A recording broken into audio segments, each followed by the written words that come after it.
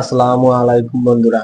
এবার চলমান পরিস্থিতির আরেকটা ভিডিও নিয়ে আপনাদের সামনে চলে আসলাম। তো সে ভিডিওটির টপিক হচ্ছে, এবার ফারাক্কা বাঁধ খুলে দিল ভারত, তাহলে কি হবে আমাদের বাংলাদেশের। তো এইসব বিষয়ে বিস্তারিত জানতে আপনারা অবশ্যই এই ভিডিওটি সম্পূর্ণ দেখুন।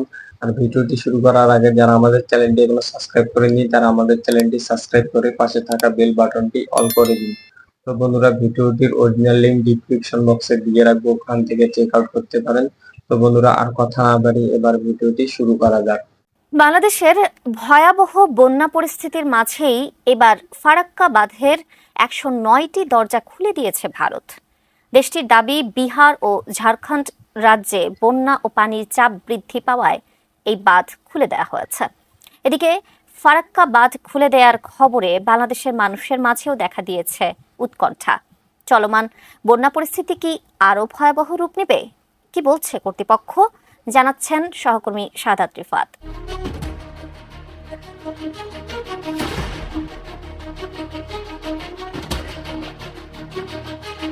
ভারতের উজান থেকে নেমে আসা পানি ও টানা বৃষ্টির কারণে স্মরণকালের সবচেয়ে ভয়াবহ বন্যা দেখছে বাংলাদেশ। ঘর ছাড়া হয়েছে ১২টি জেলার কয়েক লাখ মানুষ। এর মধ্যে আরো একটি দুঃসংবাদ পেল বাংলাদেশ। এবার ফারাক্কা বাঁধের ১০৯টি দরজা খুলে দিয়েছে ভারত। কেমন বন্ধুত্ব সম্পর্ক যে ভারত বাংলাদেশ। সোমবার বিকেলে এই বাঁধ খোলা হয়েছে বলে খবর পাওয়া গেছে। জানা যায়, প্রাথমিক পর্যায়ে ১১ লাখ কিউসেক পানি ছাড়া হয়েছে। কর্তৃপক্ষের দাবি, পানি না ছাড়লে বাঁধের মারাত্মক ক্ষতি হতো। এ কারণে বাধ্য হয়ে বাঁধের মুখ খুলে দিয়েছে তারা। এদিকে ফারাক্কা বাঁধ খুলে দেওয়ার খবরে বাংলাদেশের মানুষের মাঝেও আতঙ্ক দেখা দিয়েছে। ভারতের এত বিশাল বাঁধ খুলে দেওয়ার পর দেশের চলমান বন্যা পরিস্থিতি কি আরো ভয়াবহ রূপ নিবে? এ নিয়ে কি বলছে কর্তৃপক্ষ? জানা যায়, ফারাক্কা বাঁধের ১০৯টি দরজা খুলে দেওয়ার ফলে একদিনে বাংলাদেশে ১১ লাখ কিউসেক পানি প্রবেশ করবে, যার কারণে ভারতের পশ্চিমবঙ্গ প্রদেশের মুর্শিদাবাদ সহ বাংলাদেশের বিস্তীর্ণ অঞ্চলে বন্যা দেখা দিতে পারে। এছাড়া রাজশাহী, চাঁপাইনবাবগঞ্জ, পাবনা, সিরাজগঞ্জ, কুষ্টিয়া, রাজবাড়ী ও মানিকগঞ্জ সহ আশপাশের জেলাগুলো প্লাবিত হতে পারে বলেও জানিয়েছেন নদ নদী বিষয়ক গবেষণা প্রতিষ্ঠান রিভারাইন পিপলের পরিচালক এম আনোয়ার হোসেন। শতভাগ মসৃণ ব্রাশ ইম্পেলার নিশ্চিত করে অধিক পানির flow. RFL water pump on করলে পানির তুফান। রিভারাইন পিপলের পরিচালক এম আনোয়ার হোসেন আরও বলেন, ফারাক্কা বাঁধের গেট খুলে দেওয়ার খবরটি বাংলাদেশের জন্য বিপজ্জনক, তাই সবাইকে সতর্ক থাকার আহ্বানও জানান তিনি। ফারাক্কা বাঁধ কর্তৃপক্ষ জানায়, তাদের দুই রাজ্যে বন্যার জেরে বাঁধে পানির চাপ পড়েছে। তবে স্বস্তির বিষয়, এখনো নেপাল থেকে পাহাড়ি ঢল নামেনি। ফারাক্কা বাঁধ এলাকায় পানি বিপদসীমার ৭৭.৩৪ মিটার উপর দিয়ে বইতে থাকায় বাধ্য হয়ে গেট খুলতে হয়েছে। সেক্ষেত্রে ফিডার ক্যানেলেও পানির পরিমাণ বাড়ানো হয়েছে।